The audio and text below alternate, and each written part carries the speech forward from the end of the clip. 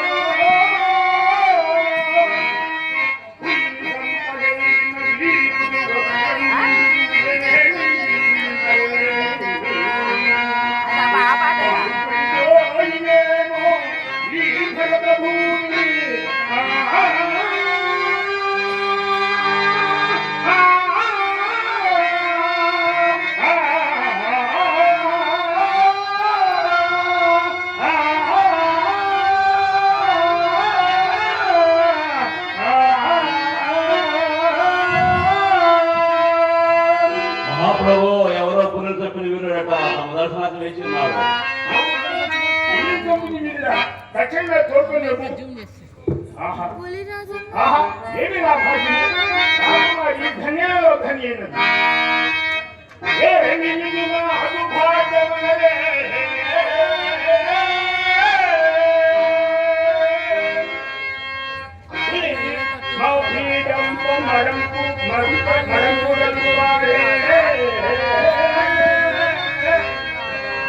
ప్రతాపములు